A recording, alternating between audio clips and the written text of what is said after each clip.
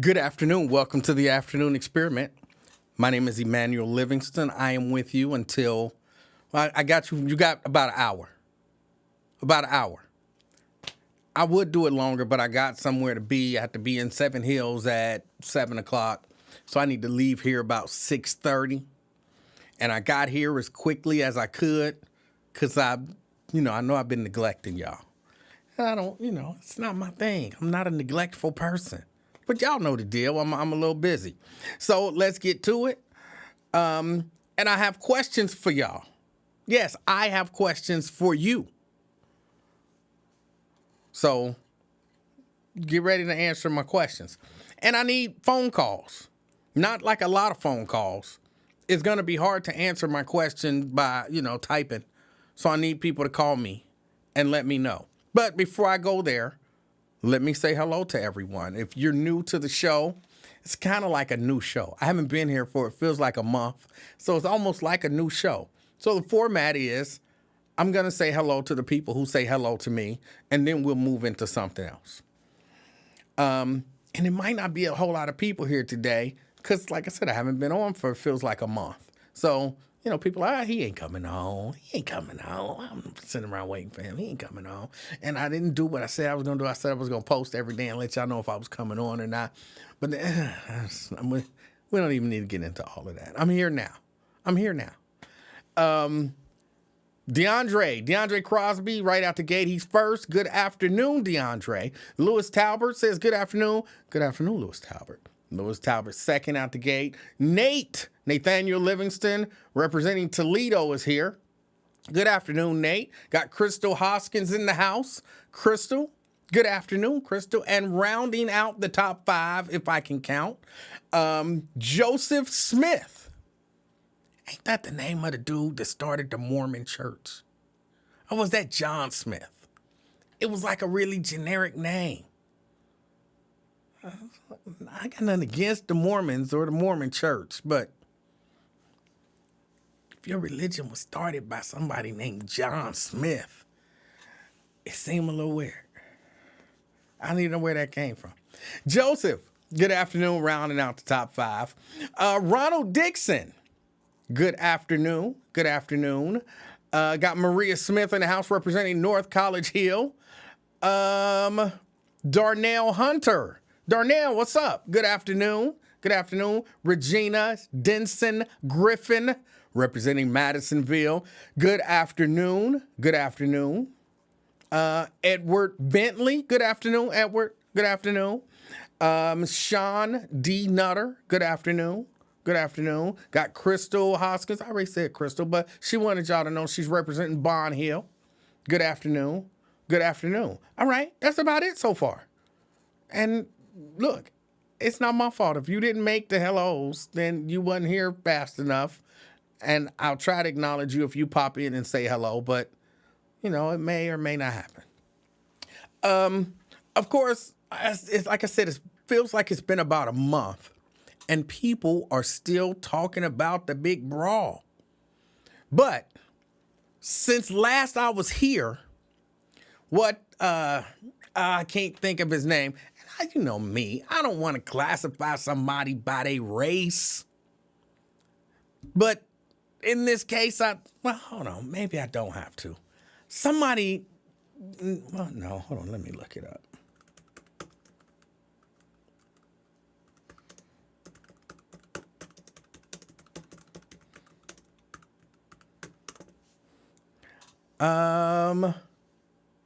Hold on, give me his name. Because I don't want to call him Alex. Travinsky? Alex Travinsky, the white dude who slapped the black dude. He got charged with something like disorderly conduct or something like that. Disorderly conduct, which I kind of figured that he'd probably be charged with something like that. I figured it would probably be something like that. So Yeah, he got, oh, wait a minute. Tierra Powell, my favorite friend of the week, is in the chat. Good afternoon, Tierra Powell. Y'all know Tierra Powell was on there a few days ago. I feel like probably about a week ago, close to a week ago. She said some things that I felt like were disparaging to the short brothers running around Cincinnati. And I agreed with her. Tierra, we on the same page, okay? They not real men. We are on the same page. And I think they deserve to be mocked and made fun of. If you are under 5'11", you deserve to be mocked and made fun of. You're not a real man. I don't make the rules. I just agree. So, all right. That's it, Tierra. I'm finished. That's it. I just wanted to let it be known I agree with you. They are fair game to be mocked, to be diminished, to be put down, all of that kind of stuff. I just wanted it. I'm done with it. Sierra Brooks, good afternoon. She's representing Boron? Oh, Boston. Boston. Sierra, I thought we was beefing. I'm glad to see that we're not. I know last time you was on, you said F me, and you didn't mean it in a good way. You know what I'm saying? So I'm glad that, at least we back on. You can watch the show terms. And I still love you. I'm not one of the people who say there's nothing you can do about it, because there's certain things that you could do, and I'd be like, I don't love that me no more, but you didn't do it. So I'm glad that you're back.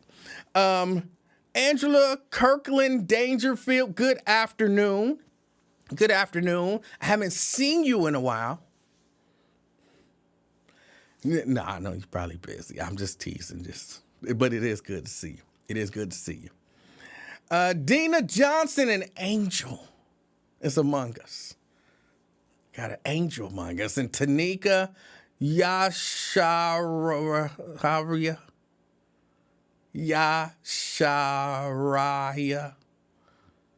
Tanika, I don't mean to butcher it. I be trying, every once in a while, I want to give it a shot. And then it's just too many letters. And it's far away. See, if you can see how far the monitor is from where I am, it's far away, so the letters kind of run together. But good afternoon. Diane Huddleston Angel, good afternoon. Mary Birch Lavender in the house. Hold on, I also think I saw Janice. Y'all know she's my favorite. Janice Robertson in the house. Good afternoon. Fame in the house. Good afternoon. Let's see. Candy D out there in Coleraine Township. Good afternoon. Sarah say, we are still beefing. You came at me crazy. I didn't. I just asked a question. You can't be offended when somebody asks a question. Just answer the question. There's nothing to be offended by that. But I still love you. Just know that. Veronica Burdine, good afternoon. Terry Coleman, good afternoon. Let me see, anybody else? L.A. Magnate says, hey, watching on YouTube. All right. I appreciate you. Do I know you? I can't see. See, it's far away and I can't see your picture. So I'm not sure if I know you, but whether I know you or not, I appreciate you being here. I appreciate you sharing a little bit of time with me. Erica Hummins, she says, welcome back. Don't call it a comeback.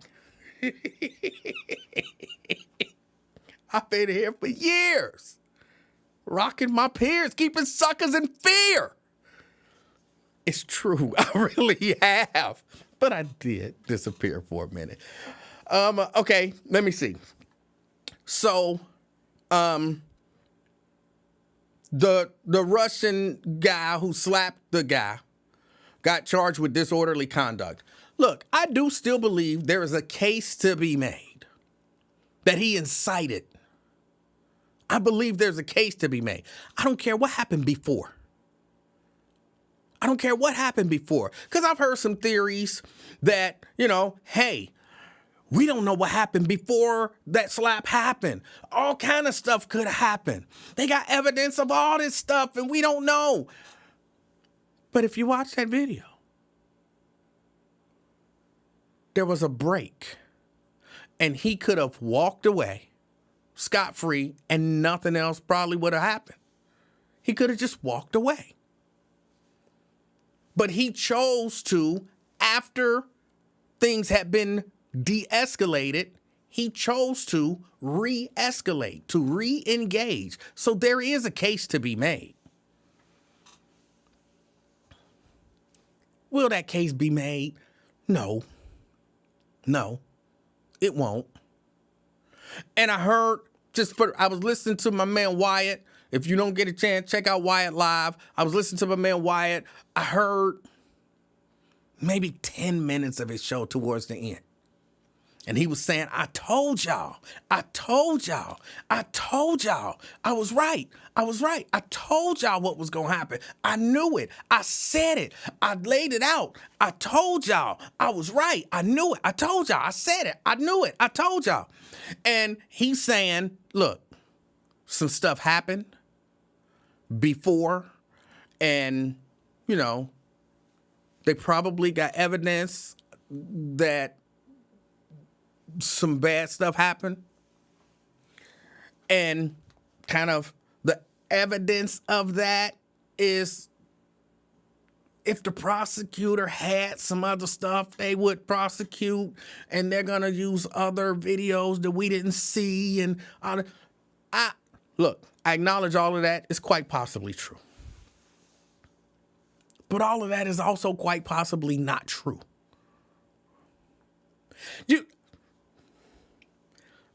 Just a little peek into my brain, right? The idea, and I'm not saying that this is exactly what Mr. Wyatt or other people who, kind of feel along the same lines. I'm not saying this is exactly what they're saying, but this is what I'm getting from what they're saying. They're saying, hey, look, or at least I'm getting, hey, look, if they had evidence against this guy, he would be prosecuted. And they got other evidence that's going to prove the charges against these other people. See, y'all just don't understand the way the system works is they got evidence that you don't know nothing about. So they know what started the fight and they know this. I say it's not necessarily true. I'm a genuine believer that the people who control whether or not to use and or disseminate the evidence get to use it and or disseminate it at their discretion. So they could, not saying that they do, but just theoretically, they could have a video with audio from an undercover police sergeant. I'll just leave it at that. From an undercover police, they could have concrete evidence that this Russian guy started everything inside the bar. But guess what? If they don't want to prosecute that guy, you know what's going to happen to that evidence, right? It's going to either disappear or they just not going to present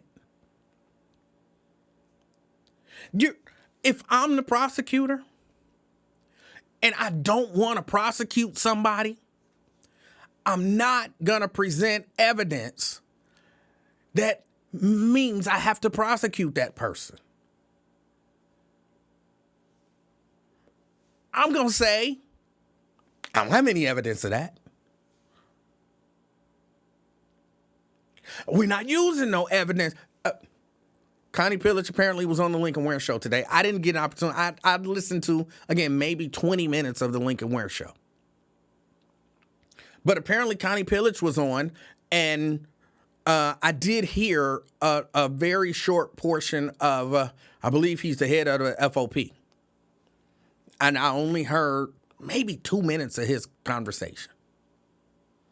So I only got a chance to listen for a really short period of time. So I didn't hear everything that Connie Pillage had to say, which is where the question comes in. If somebody could call me and just kind of do a recap, because I'll go back and listen to it, but I haven't had an opportunity to. Hold on, let me pause here.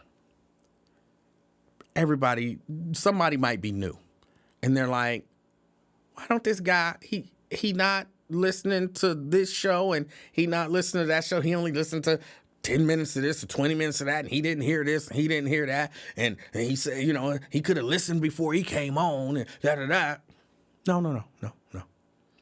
I'm taking some classes, and so I'm very busy. And to get here and to do this, something else is kind of suffering. Suffering is kind of strong. But there's some other things that I could be doing that I'm not doing to do this. So I rushed because I know I'm going to have to leave, in about an hour. So I want to at least be able to do an hour. Okay. So that's why I haven't had an opportunity to listen to, hold on, let me open up the phones. If somebody wants to call and kind of give me synopsis, that might not be the best word, of what it is that Connie Pillage had to say.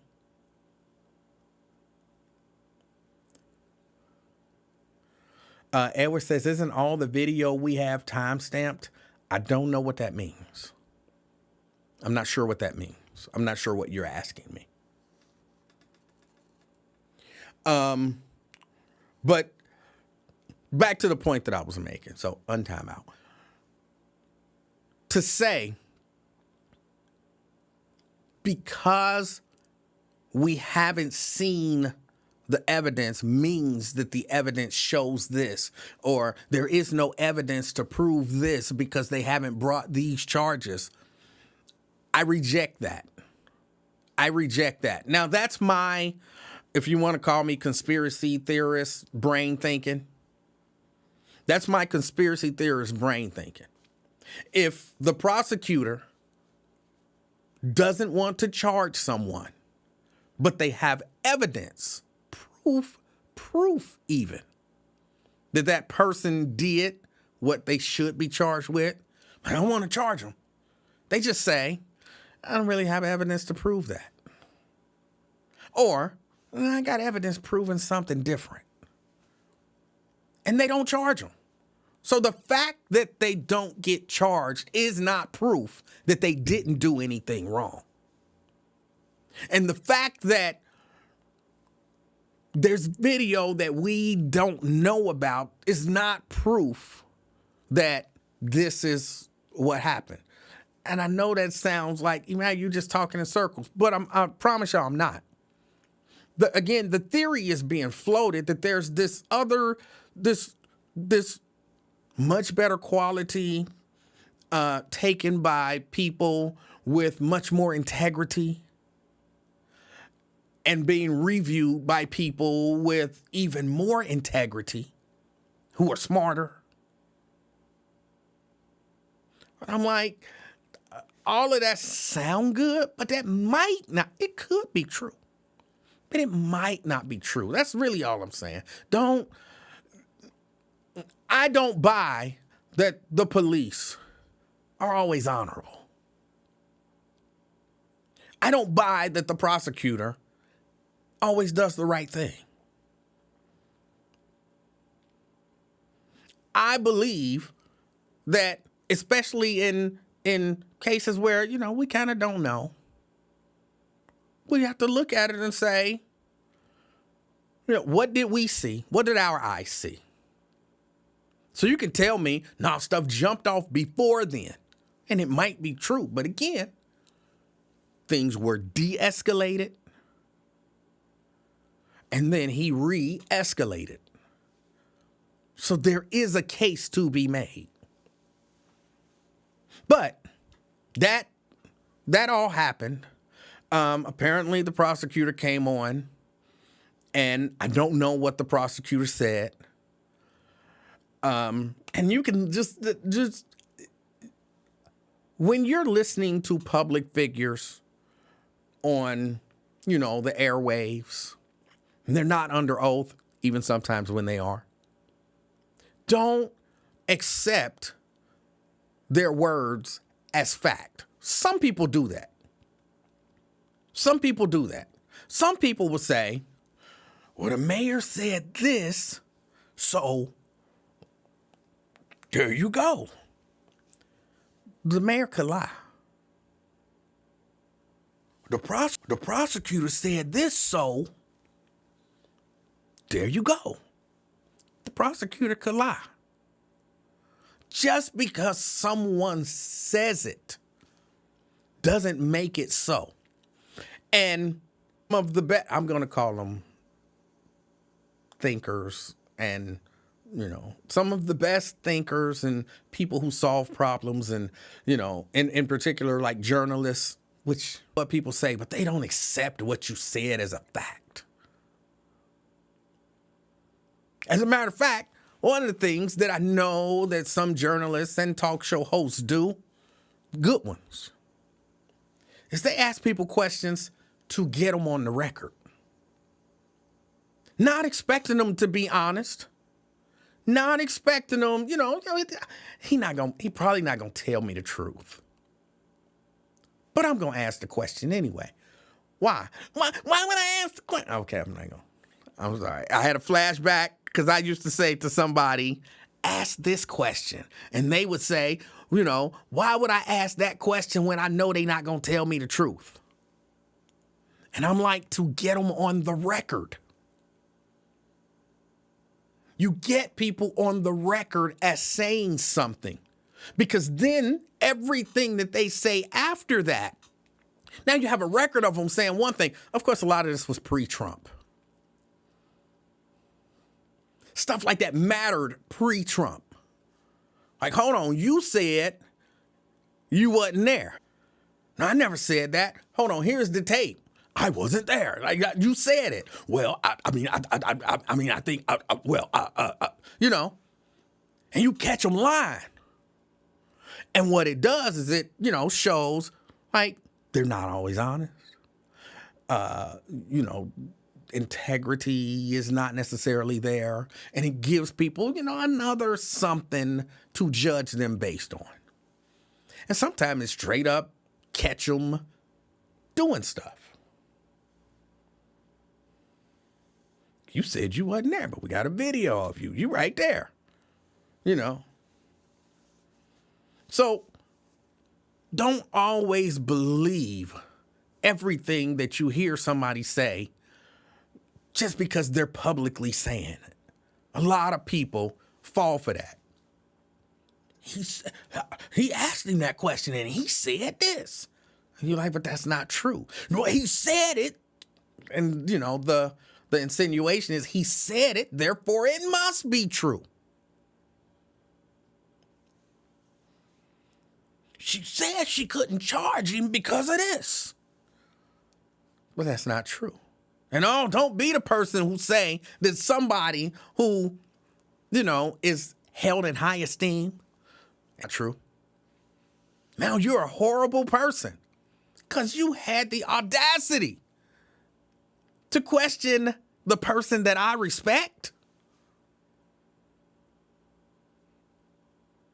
Yeah, this stuff happens. It happens for real. Like, how dare you question the person? Dare you say that they said it's not true?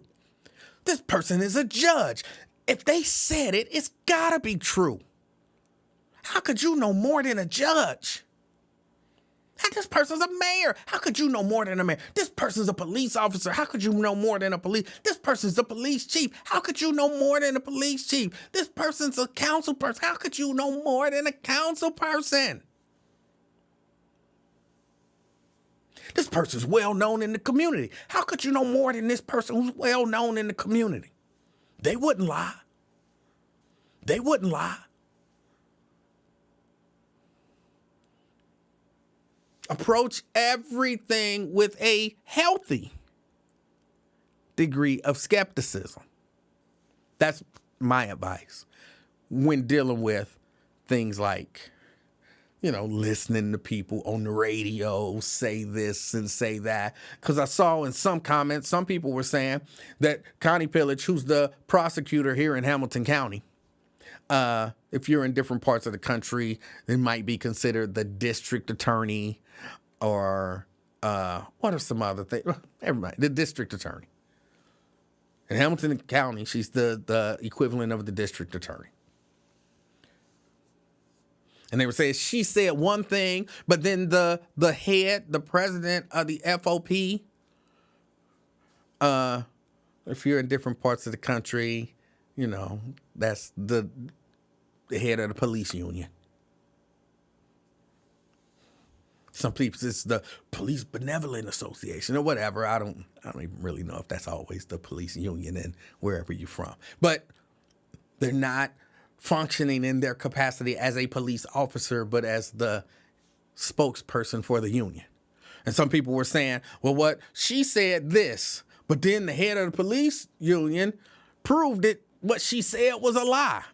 And I would say he alleged maybe, and I didn't hear, but I'm just saying, don't necessarily, Ken Kober, okay? But don't necessarily, well, because Connie said it and then the head of the police union said it, then that proves she was lying. He might have just been lying on her. Everything, you gotta be skeptical of everything and everybody. Be skeptical. Question these people. And when I say question, you may not be in the position to ask them questions, but I mean, just inside your head, like, I don't know if I can believe this person. I even question people that I trust, I listen to them, and I'd be like, that sound good, and I trust you, but I wonder if that's all the way true. I'm going to keep watching. And see if that's true. I like you. I trust you. Well, let me, look at where your interests and where everything lies. So, yeah, I know y'all, it sounds like he just kind of rambling and saying stuff. And don't nobody, just because somebody come on the radio and they hold a position, don't nobody automatically believe them. Have you paid attention to the comments that people make? People automatically believe these people. I'm telling you, they do. And I'm also telling you, it's a mistake.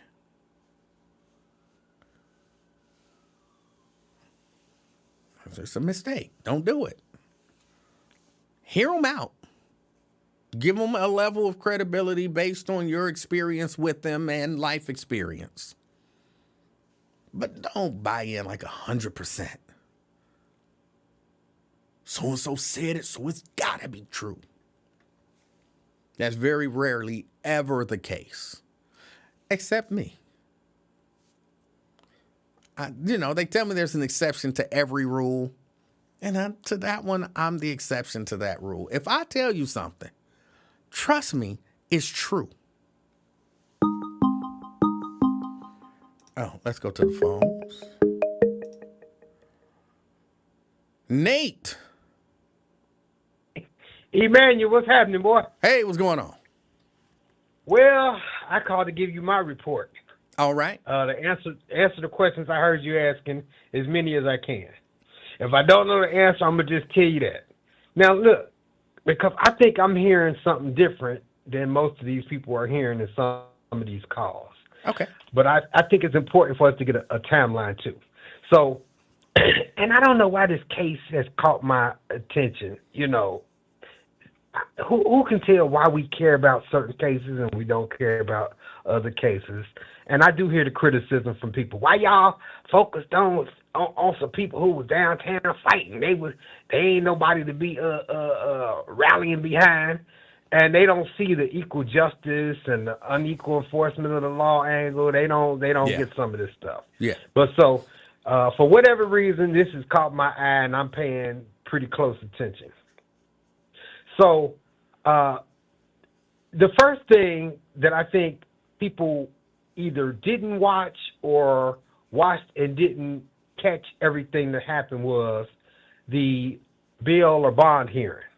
That's when Connie's handpicked chief of her criminal division came in and he said a whole bunch of stuff.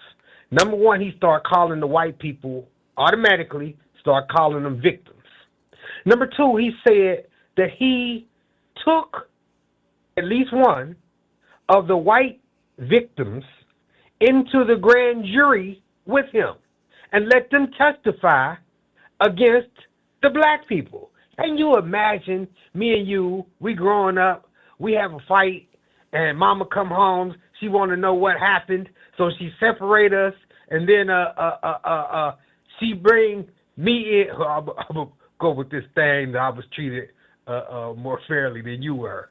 So mama bring me in, and she hears my side of the story. She's like the grand jury, and then she don't hear your side of the story. She just comes out and says, he was the victim. So we gonna proceed against you, man. That wouldn't be fair. No, it but wouldn't. That's exactly what this guy did. He brought the white people in, at least one of them. He didn't say how many, and had them testify against the black people. Now, me having some involvement behind the scenes in the legal system, you know, being a paralegal, I know that a lot of times, now I wanted to say usually, but it may not be usually.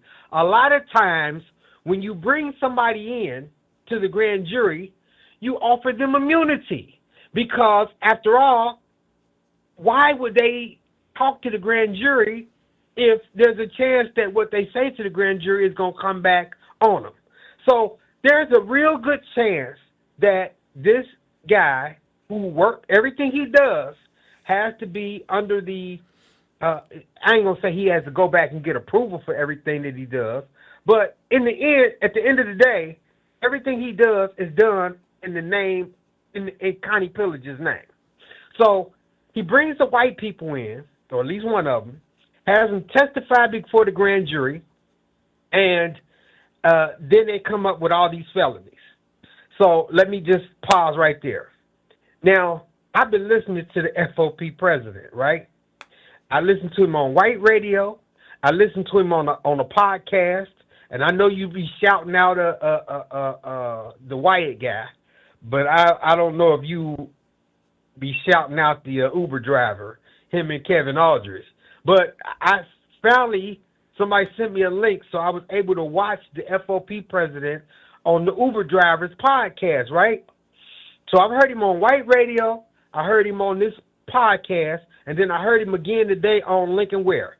He is consistent in saying that before they went to the grand jury, the Cincinnati police took the evidence that they had gathered thus far, and they took it and had a meeting with Connie Pillage's office, the county prosecutor. Now, some people trying to confuse it. Nah, y'all didn't hear that right. He said the city prosecutor. No, what he said was they had a meeting with Connie's office, the county, and they had another meeting with the city prosecutor's office.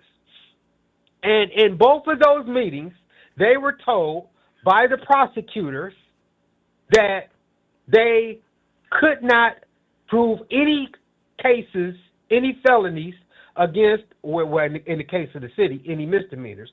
They couldn't prove any criminal charges against any of the white people. So none of the white people broke no crime that they could reasonably believe that they could prove to a jury, and therefore they told the police officers, do not file charges against any of the white people. Now, according to the FOP president, then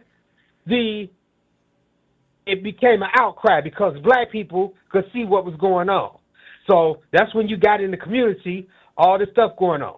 Enter Scotty Johnson and Vice Mayor Jan Michelle. They go over here to this press conference. And Damon Lynch I don't know if I want to say this or not. I'm going to just say it. So when I heard that What's they the was worst getting that can ready to happen? have this, when I heard that they was getting ready to have this conference, I picked up my telephone. I called Damon Lynch, Reverend Lynch.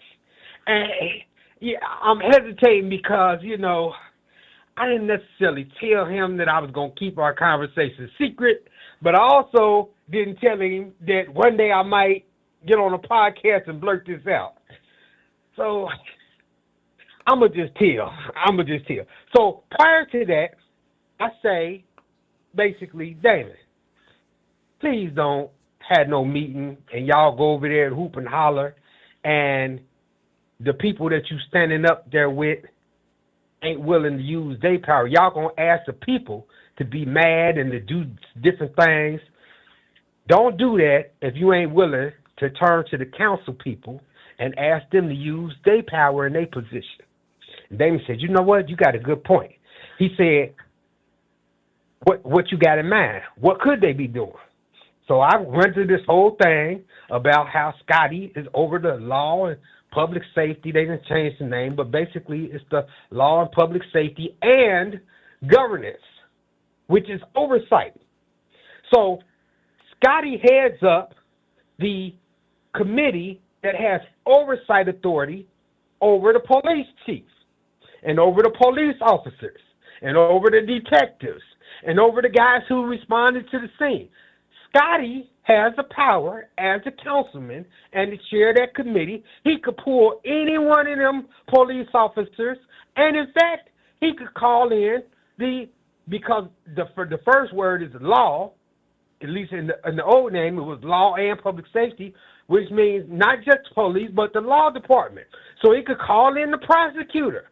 He could call in the solicitor. He could call in all them people. And I suggested to Lynch, you ought to talk to Scotty and tell him stand strong, and the community's going to stand behind him, and tell him to call in them people, use his power to exercise some oversight over the people who work for the city. Damon said, man, it's a good idea. We talked about a few more things that I won't share those things.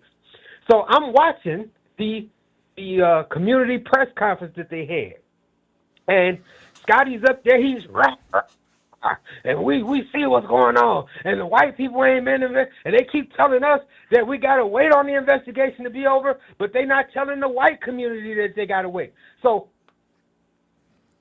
Damon, in a real smooth way, because Damon has said, I'm not really participating. I just opened up my doors. We having the press conference at my church, but I ain't really part of it. I'm just letting them do their thing. But then he kept stepping up to the mic, and he would say, well, I want to say this and this and this.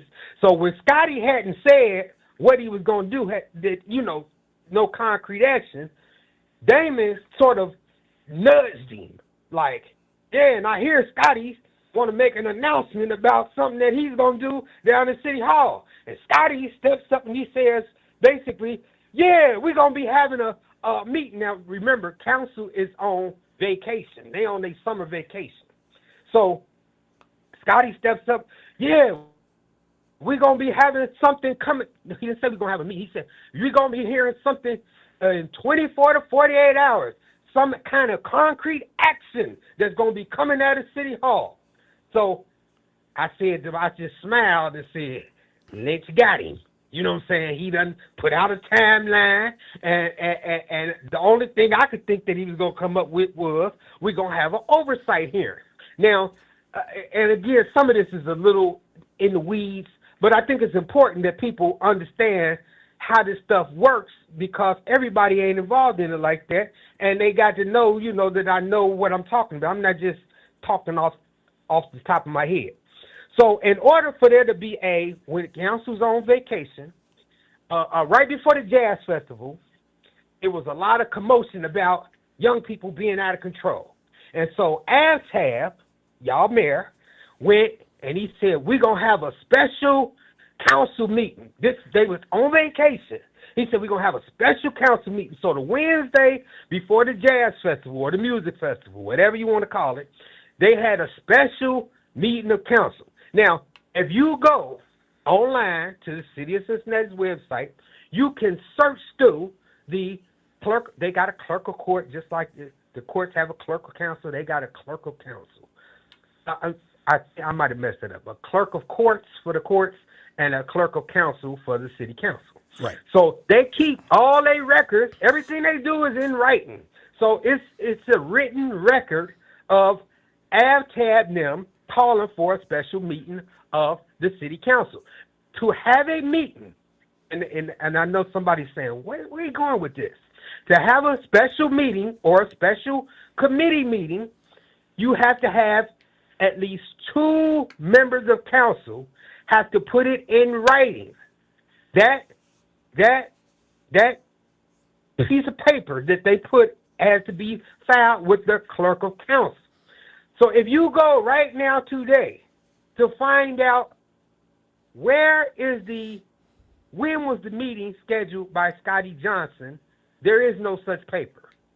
So him and Jan Michelle went on the radio after the press conference, and Scotty said, we're going to have this oversight meeting. Now, behind the scenes, they were saying, well, we didn't necessarily say this. We don't know what good it's going to do. And they had, his aunt, Janice, who we all love, was saying the same thing. His sister, Julie Johnson, was saying the same thing. Well, yeah, he did say it, but, what good is it going to accomplish? What's the purpose? So, not letting y'all know that it was some questions, even back then, about what did the police do, who told them not to file the charges, what was the holdup in the investigation, why was the charges filed on the black people so fast and not filed on the white people. So Scotty lied to the community.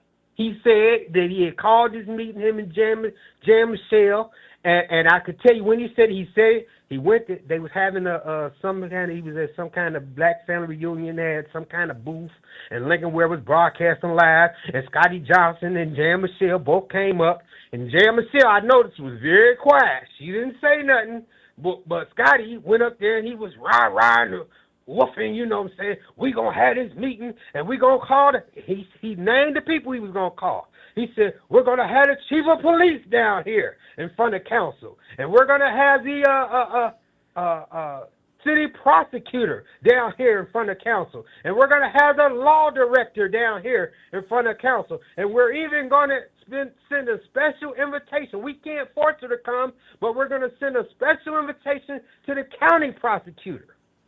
This was Scotty. He said it on the record, as you talk about asking questions to get it put on the record. So he said this stuff. Then come to find out he never had went down there and called for no meeting. There was no meeting. Now, he came a few days later when he was announcing to the black community that he was canceling the meeting that he had never called. He said, well, I took another route. I went and had a conversation with the city manager, and she said that she wasn't going to allow the police chief to come, and she wasn't going to be able to answer any questions. And the more I thought about it, that kind of makes sense, because what good would have come from? He started saying the same stuff that his aunt had been saying and that his sister had been saying. Well, yeah, I did say it, but it wouldn't have did no good. Now, here's how it would have did some good. Because until today, some people did not know about this meeting between the police and the county prosecutor and the police and the city prosecutor. They didn't know about this. Scotty could have fleshed that out weeks ago. Could have had the black community having some understanding. Now, maybe we would have said, well, the explanation they giving us makes sense. Or maybe we would have said, that's some bullshit. But to lie to the people is not a good look. So you got the white people going in front of the grand jury. You got the county prosecutors rushing to judgment, determining that the white people is the victims and the black people is the culprits, and that they deserve the felony charges. And you got everybody at City Hall, who, at least the people who talking to the black community, pretending we just don't know what's going on, and we don't have no way of finding out. We don't have no way of giving this information to y'all. So it's really it's pitiful and it's deceptive, and it's really ought to be a scandal that they're allowed to do this stuff. Now I know inevitably they're gonna say, well, what you trying to say, that we shouldn't vote for Scotty Johnson? You know, that's where they always go. What you trying to say, that we shouldn't support these people? Cecil Thomas is doing the best he can over National Action Network. I'm saying the black community in Cincinnati is not being well served by people who are refused to do their job. Before I forget, one more thing that Ken Colbert said on Lincoln Ware that I'm sure very few people caught. So, in between when Scotty stood up at Damon Lynch Church and said he was going to have some kind of action within 24 to 48 hours, and when he stood up on Lincoln Ware's show and said that he was calling this special council committee, according to the FOP president, him and Scotty had a personal conversation. This came after the FOP issued out their endorsements, and they did not endorse Scotty Johnson. Now, what Ken Colbert says, and of course I'm paraphrasing, is I called Scotty after that and to let him know that basically we still friends, and I didn't agree with what the FOP did, but I'm the president and I got to go with it if they didn't want to endorse you. And he even told why. He said a lot of them were mad about the stuff that Scotty Johnson had been saying about the Cincinnati brawl. Now, only after that telephone conversation does Scotty come back and say, I met with the city manager and we ain't having no more meetings. And you ain't heard him reschedule that meeting? You ain't heard him talking about we getting ready to come back into session in September, and I'm going to have that police chief, and I'm going to have the law director, and I'm going to have the prosecutor, and we going to invite Connie, and once and for all, we going to have Ken Colbert tell the same thing he's saying on all these different radio stations and platforms. We're going to have him say it down here in City Hall in front of the cameras and in front of the microphones, and we're going to dare Connie Pillage to call him a lie or tell another story. So if you know how the system works, Ken Colbert is the only one who's telling a story that even make any sense. Now, what? And he did do it. Hold on. What did Connie say? I didn't hear Connie's interview at all. So what did Connie say? Connie is sticking with her story. Her story is, people need to understand that the city prosecutes misdemeanors and the county only prosecutes felonies.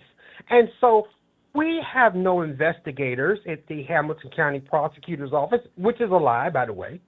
We don't investigate crimes. We only take what the police give us. And so it was the Cincinnati police that never asked us to file any charges against any of the white people. That's why we just did what they said.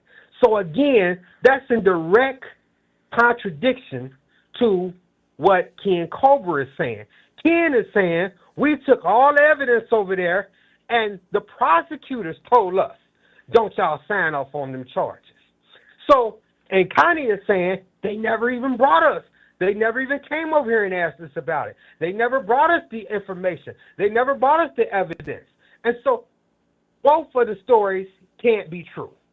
One person is lying, one person is telling the truth. But you know and what? Again, but you know, no matter if that's what was said, and I'm not saying you lying, but you know, I had to hear it from myself to know with 100% certainty that that's what was said. If that's what was said. Boy, if I tell you tomorrow's Christmas, you know you can just go hang your stockings. Because I ain't going to... Go ahead. If the police went to the prosecutors and the prosecutors told them... Not the FO... I'm sorry, not the FOP. No, I said if the police went to the prosecutors and the prosecutors told them don't file charges, and they agreed to not file charges, that's a problem in and of itself.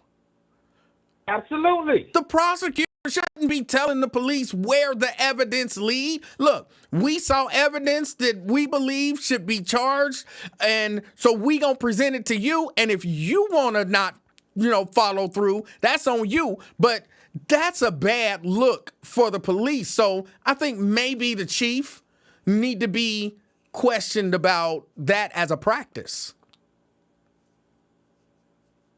Absolutely.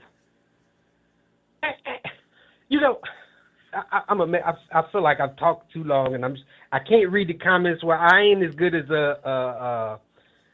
what's the Key. young lady who called you? Key, my Key. girl I ain't Key. as good as Key who can talk and read the comments at the same time. But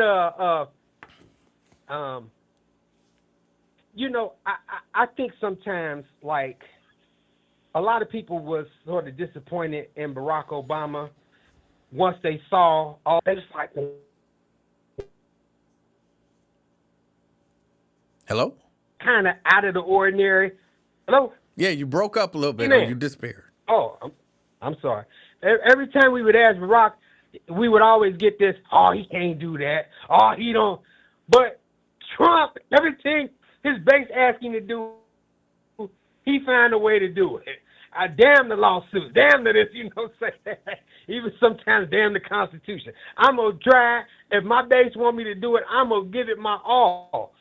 So I bring that up because if you look at the federal system, Trump has a law enforcement, even though they're not national police, but just bear with me. He's got his FBI and his director, Cash Patel, and he's got what would be his solicitor's office, which is also his prosecutor's office. That's the Department of Justice. If Trump was in the position, his equivalent in Cincinnati is the city manager. The police chief and the law director, even though I disagree with Ken Cobra on this, he said after issue 5, they answered directly to the mayor. Unless I'm misreading or misremembering, no, they didn't take that power away from the city manager. But so the city manager is over the police chief. The police chief is over the detectives. The police chief is over the rank and file officers. If the police chief issues out an order saying, like she did at that press conference, I'm ordering my officers to arrest and file charges against everybody who hits. All right, you disappeared again. Yeah, you in a bad spot. Oh, the phone just dropped. Yeah. Yeah, something happened with his phone. But yeah, no, if I mean, for real, think about it. It is like Samuel says, the police file the charges. The prosecutor, as he put, defends the charges. If I can, as the prosecutor, I can come to you and say, you know what I'm saying? You come to me and you like, Mr. Prosecutor, I have credible evidence that this person committed this crime, so we won't file charges against this person. And you saying to me, and I turn and I say to you, no, we not. Don't file those charges. And your response is, okay, that's a broken system. That's a broken system. That's not the way it's supposed to be. Look, it's all about, from that perspective, it's all about accountability. See, if I'm the police or the police chief, no, we filing the charges.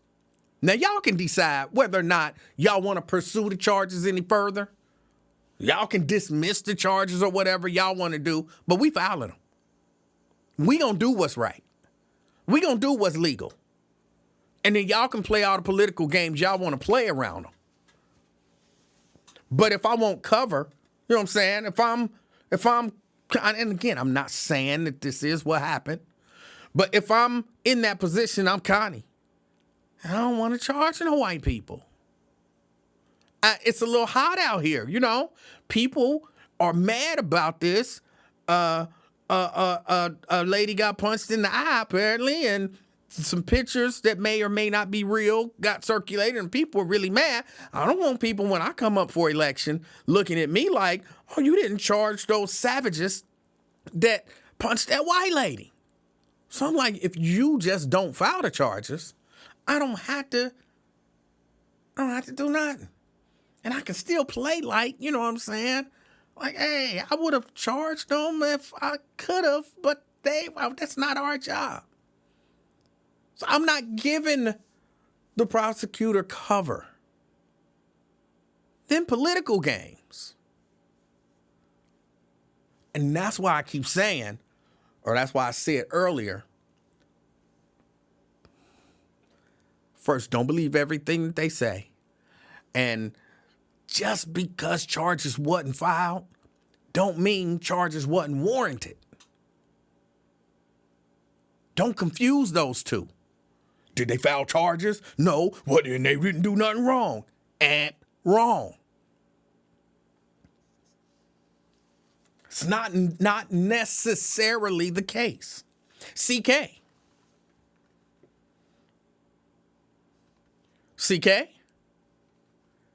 Going once? Yeah, sir. I'm sorry about that. I had you on mute, brother. My bad.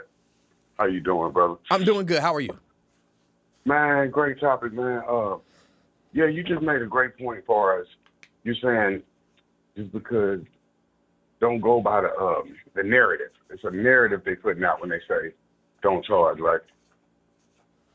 So they try, like you said, they're trying to spin a narrative. Well, if we're not charging, that means they didn't do anything. That's what you're saying?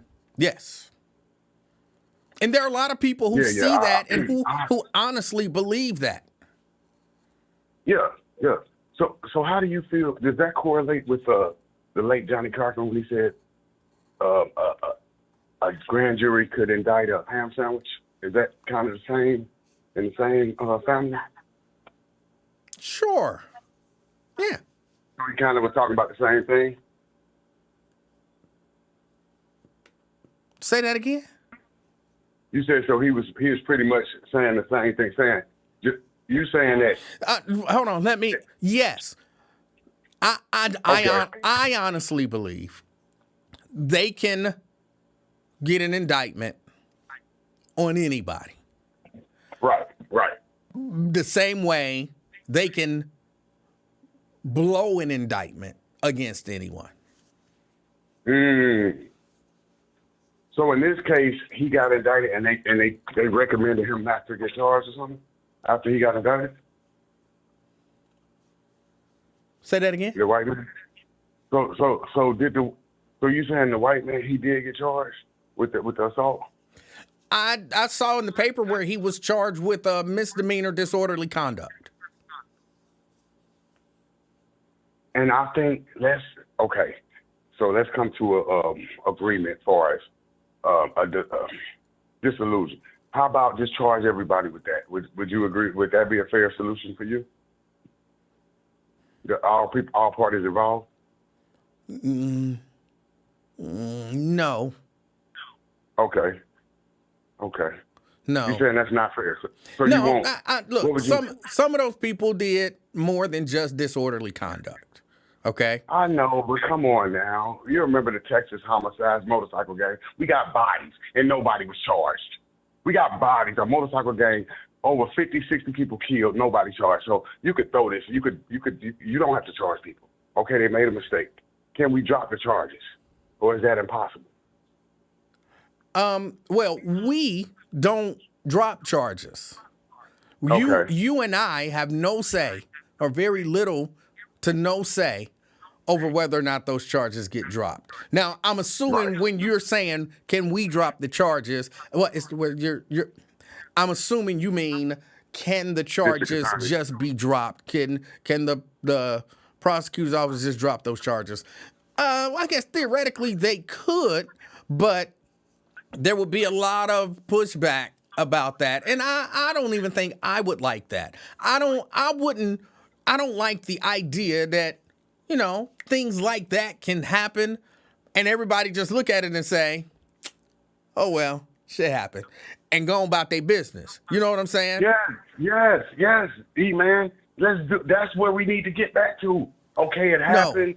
Let's move on. You don't need to be 30, 40 years in the penitentiary, Livingston. I agree that, some of those charges, a lot of those charges seem to be overboard. But I don't want to go downtown or go anywhere and, you know, be assaulted and have the police and or the prosecutor just look at it and say, oh, well, shit happens. Everybody going about their business. No, I want somebody prosecuted. You know what I'm saying? If somebody just assault me.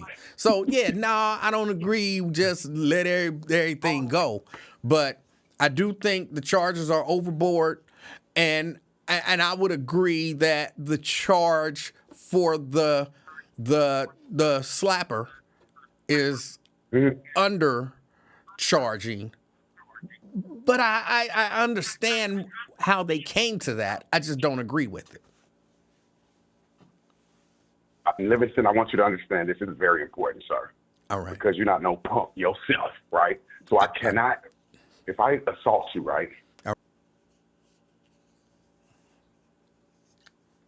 Uh-oh.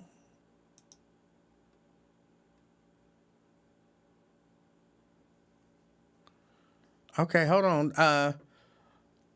Somebody tell me if y'all can, am I still on? Something happened here, and it looked like maybe I went off.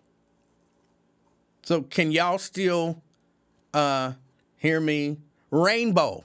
Somebody type in rainbow. If you can hear me, type in rainbow, and that way I'll know you can hear me. If I see the word rainbow pop up, I know I'm still on. If not,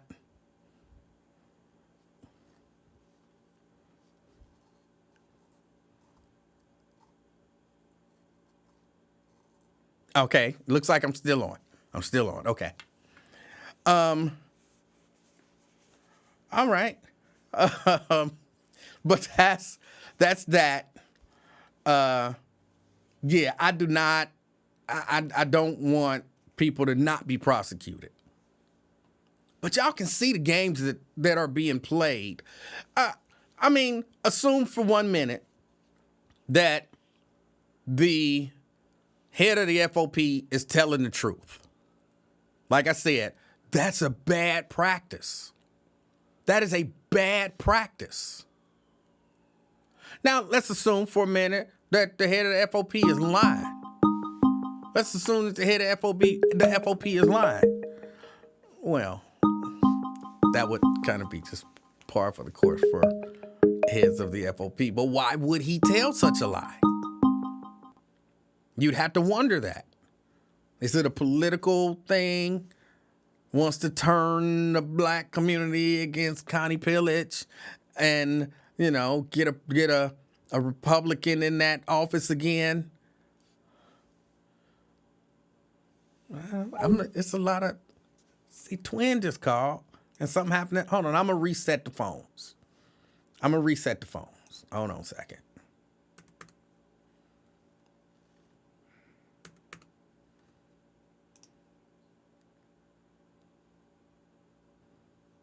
Logged out. Okay, got it. Log back in. Yeah, it looked like something might be going on. Hold on. Let me reset these phones. It's been a minute, so the phones might just be use fingerprint or face recognition. No, thank you. I don't trust y'all with my fingerprints and all that stuff.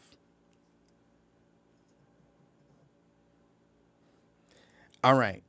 So the phones have been reset. So if you want to give us a call, 513-717-5464. Again, I got to head out in about 10 minutes.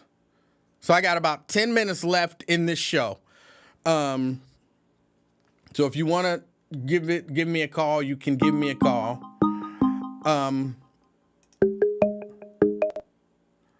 CK? Yeah, I'm back, man. All right, CK, you got about a minute left because I mean, you were on for a minute, but I know you wanted to go ahead and finish that thought. So you were saying, no, I ain't want nothing, man. It's all good, man. Hey, you know what I call it, folks. Pray for the family. Much love to everybody, man, in the comment section. All right. Y'all have a good one. You do say. All right, that was CK. Anonymous. Hey, this is Edsel. How are you doing? How are you doing? Ed Sewell. I'm pleasant per usual. Yes. What's on your mind? Oh, not a whole hell of a lot. I was just curious. You literally haven't done a show in a month of Mondays, and you come with this monkey ass shit about this. This stuff is dead. It's over. It's not. Okay, well, please. I'm not being facetious. I'm not trying to troll you or nothing. But what am I missing that's new? Well, here is what some people are mistaking this conversation to be. Some people are mistaking this to be, or not just this conversation, but conversations about this at this point to be about a brawl in the street. The conversation is no longer about a brawl in the street. The conversation is about equal protection under the law. The conversation is about equal justice. The conversation is kind of turning out to be who's actually the people who actually do investigations and decide when to or not to file charges. That's supposed to be the police. But apparently it's the prosecutor's office allegedly, it's the prosecutor's office telling the police not to file charges on people that they don't want to prosecute, even if there's evidence that they may have committed a crime. This is no longer a conversation about a street fight. It's a conversation about our system of government and our system of justice. And black folks in Hamilton County, Cincinnati, Ohio, USA, have been getting hosed by this local government, that you routinely usurps the 14th Amendment. They've been getting hosed for how long? I'm not sure. But what's the point of you asking that? I'm just saying, if I look back, let me see. Tracy Hunter got hosed. They marched over to the judge's house at 4 in the afternoon, which I still don't get what was the point of that. 4 in the morning would have been better. But I get it. They marched for pretty much everybody that's been shot by the police. All these things. My thing is that at some point,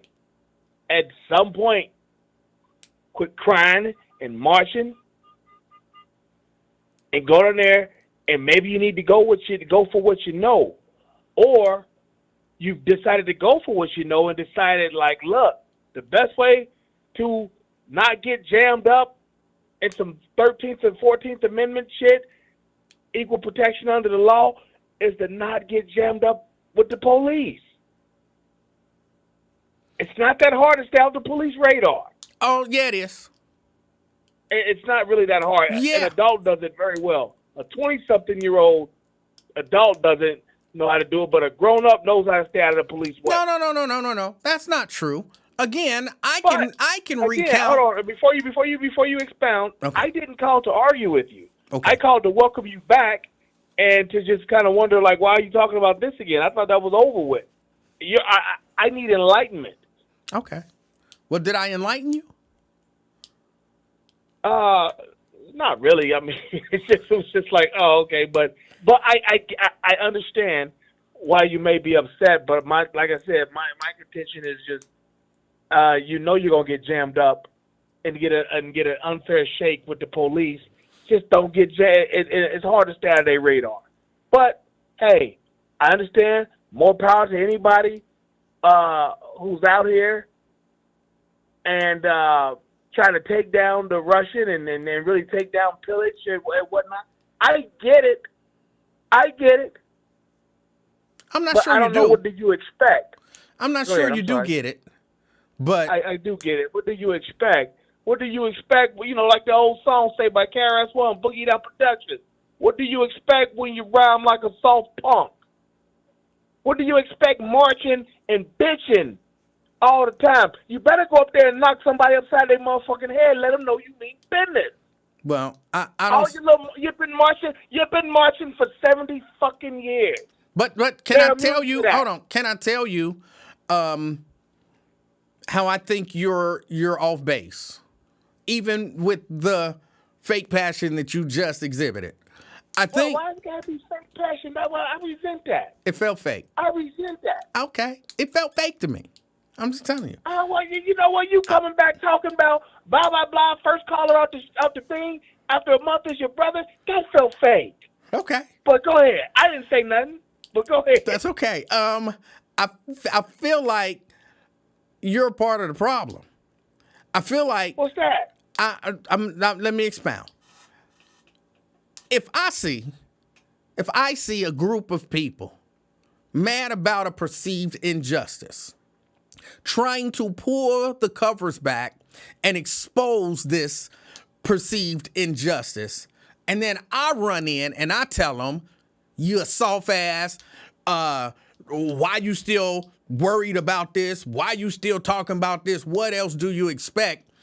In essence, what I'm trying to tell them is, don't pull back the covers. Don't expose the injustice. Don't do anything about the injustice. Just accept the injustice and move on. And I think that attitude gets so many people at a point of complacency. And that's a part of, not the whole reason, but that's a part of why things don't change, because there's always a group of people, when they see people trying to pull back the cover and expose things, that want to tell them, stop exposing stuff. It just is the way it is and just accept it. And I think that's dangerous. Me personally, I think what you're doing and saying is dangerous. I think misconstruing what I'm suggesting and keep going down a road well traveled with no results, I think that's dangerous. Again, these people got themselves aligned and onto the police blotter for whatever reason. This ain't the one. That's all I'm saying. This ain't the one. If they're kicking people in the head, relieving them of his possessions, all that shit, this ain't the one. There's been other matters that it could have been well established that we're going for justice on this one. And when people went for justice on those, people still told them, why y'all marching? Why y'all beefing? Why y'all bitching? Just, you understand it is the way it is. Just let it go. No, because I went to Cleveland for Tamir Rice. There's never going to be some perfect incident where everybody's like, oh, yeah, you're right on this one. Exactly. You got to fight every sadly, you got to fight every fight. And this ain't even about the people kicking people in the head or anything like that. This is not in defense of them. Again, my position is, hey, you were down there and you probably did some stuff you shouldn't have done. So if you got prosecuted for what you actually did, you probably deserved it. But the other people who did stuff should get prosecuted as well. And you shouldn't be prosecuted, overly above and beyond everything, whatever. Know that with black folks. What? Trust me. We know that with black folks. You're going to get over adjudicated. And you're saying, when you say stuff like that, it's almost like you're saying, it's right. It is what it is, so we should just accept it. No, we should fight against it every time. That is the 100. That is the 180 degrees exact of what I'm not saying. My saying is, I'd rather live like a cherub and just stay out of their damn way than to be down there 2 a.m, drunk, jumping motherfuckers in my mid to late 30s. Again, it feels to me but like it's not about them. But you've explained it. Yes. But you've explained it. It's not about them. Yes, I get it. I was just explaining my position when you try to call me, when you try to throw a little innuendo out there. I'm like, hold on, brother, that's not the case. But hey, Emanuel, I'm glad you're back. You were going to say something? I'm sorry. No, I didn't know what innuendo I threw out there. Oh, like that I was soft caping for white folks, blah blah blah. Like don't play me like that. You were. Because these monkey ass niggas. You were. Because these monkey ass niggas on your show will take that and they don't think that like I patrol 275 looking for you niggas. But Like, don't go talking shit. but Edsel, you were you wasn't No, I even wasn't. soft. No, I You just wasn't don't. even soft caping. You was hardcore. Like you went all the way in. Like I told you, people who've actually been to jail know that it's very easy to stay out the police radar. If you've never been to jail, you think that blah, blah, blah, everything is this, that, and the other. Until you go behind the great steel gate and you realize, like, that was totally avoidable and unnecessary. All right. You know? But, hey, it's been real. I had fun. And it don't matter if I'm on your back or on your ass. There's a wolf coming after to see you. Oh! That's right. Edsel, I'm sorry. He said his name is Edsel. If the man say his name is Edsel, I kind of got to take his word for it, but I want some proof. So that was Edsel. I didn't necessarily agree with what he was saying. Look, again, no matter what, it's always going to be somebody to say, yeah, no, stop this and stop that. All right, I'm gonna give you probably you got about 3 minutes. Hey, what's up, E-Man? How you doing, sir? I ain't want too much. Welcome back, E-Man. I ain't want too much, man. No, it's all good. That's all I had to say, E-Man. That's it? Yeah, you gonna play me you gonna play me like I'm Joyce? You gonna run from me like you ran from Joyce today? See, I can't get that crowd over there started. Man. I ain't want to. You know I don't do that because he did Zoe like that, and I'm not that type of person or whatever. And I did it on purpose. You ran. And everything. Well, you can say whatever you want to say. But I did say whatever I want to say. You there's no ifs, ands, or buts. I mean, the reason why you ran, you can say whatever you want to say, but you definitely ran. Okay, I mean, in your ass, but he know that I don't do that Jerry Springer stuff and back and forth. He know I don't do that because Zoe tried it with me, and I said, no, I'm not about to do no back. But I did it on purpose. See how his orders react. And they, twin ran. He did this. You part of the cheerleader before. You did run. You can't even debate that, bro. We all heard it. You ran. Now, you can say, look, I ran because I don't want to do the back and forth. And that's cool. That's why you ran. But you can't act like you didn't run. I mean, your eyes, you consider that, but I got off the phone because, like you said, I didn't want to do the back and forth. You ran because you didn't want to back and forth.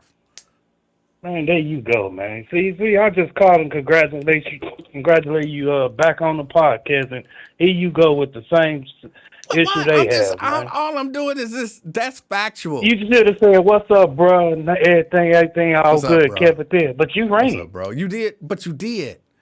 Lil Wayne how said he ain't never ran from a nigga, but he damn sure ain't about to pick the day to start running. And you said, well, I'm picking today. I'm running from this. Hey, today was your running day. You was the running man today. The running man? Welcome back, man. You got me dying laughing. Welcome back, man. I ain't got nothing else to say, man. Twin, I appreciate your call. Have a great day. All right. You ran today. Oh, he said, I'm going to run today. That's for sure. Y'all, I got to get out of here. I appreciate y'all hanging out with me for this short time. I think I'll be back tomorrow. I'm fairly certain I'll be back tomorrow.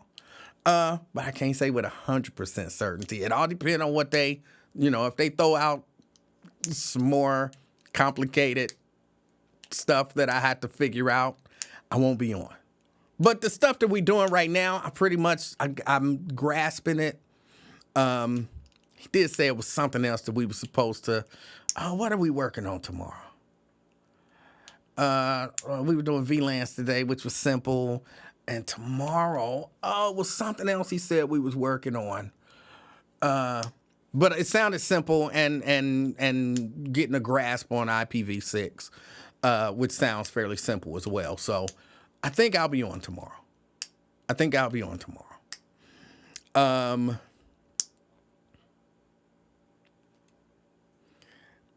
Let me see. Mary say, not gonna hold my breath. No, don't hold your breath.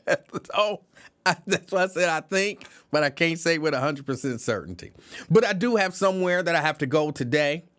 Again, I appreciate y'all hanging out with me. When you're listening to these people, don't believe everything they say. Hear it, process it. You might even give people the benefit of the doubt, but it's not necessarily a fact. It's not necessarily a fact.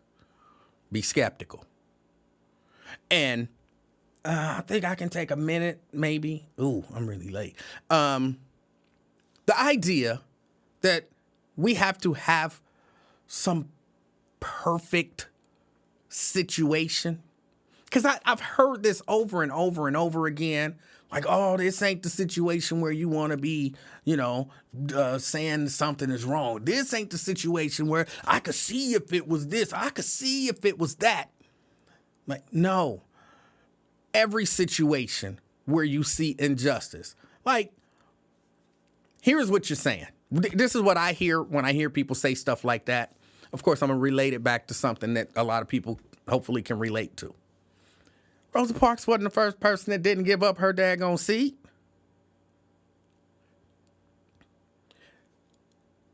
And I'm not saying that people didn't, come out and say something when it was somebody else. But we shouldn't have to find Rosa Parks. We shouldn't have to find somebody that fit the mold perfectly to... A dark-skinned sister should be able to say, I'm not giving up my seat, and we should all rally behind her. She shouldn't have to be Rosa Parks. A single mother should be able to say, I'm not giving up my seat, and we should all be able to rally behind her. Instead of, oh, well, who can we get? She's pretty. She's light-skinned. She ain't got no kids. She ain't got none of this. She's got to be the perfect person in order for us to build this movement around. That should not. I mean, it was wonderfully strategic, and it is what it is. The history speaks for itself, but it shouldn't have to be that. And sometimes it's black people telling black people, what she did, she got arrested for not giving up her seat. We should rally and do something about it. And it's some black person in the back telling us, she too dark. She too dark. We can't fight for her. We got to wait until the right situation come along. Oh, she got arrested because she didn't give up her seat. She got a baby. And that baby ain't got no daddy. We got to wait for the right situation. No, we shouldn't. And it's the black people saying it.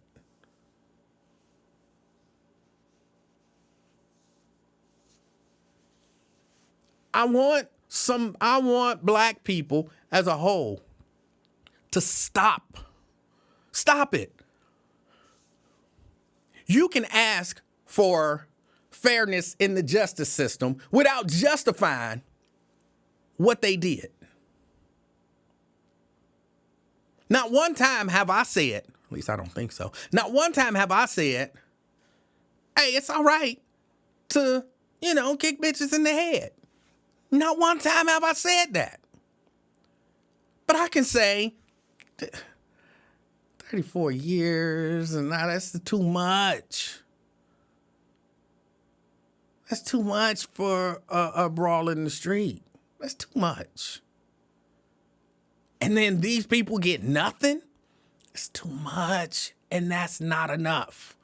There should be fairness. We should be more advanced to where we don't have to have a perfect situation before we call for justice. Because given that as the standard, will you ever stand up for justice? Will there ever be a perfect situation? No, there won't. Because very few of us are perfect. I mean, again, one of them exceptions to the rule, but for the most part, y'all ain't perfect. We can't be waiting for perfection. We got to stand up for justice anywhere we see injustice. And I didn't even get to talk about the guy who, because I hadn't seen this, and I hadn't watched the news. I didn't get to talk about the guy, apparently, who shot the 3 people. And I saw his picture, and I was like, I've been telling y'all for years that just because somebody gets shot in, the black community don't necessarily mean it was somebody black.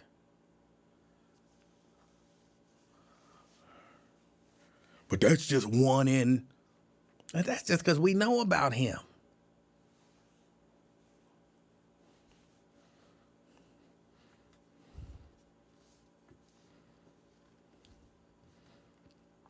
All right, I got to get out of here. I said like a minute and a half. That was like 5 minutes. I got to get out of here. Y'all enjoy the rest of the day. Hopefully I will see y'all tomorrow. If I don't see y'all tomorrow, enjoy the rest of the week. But I plan on seeing y'all tomorrow. Until next time, be the reason that something.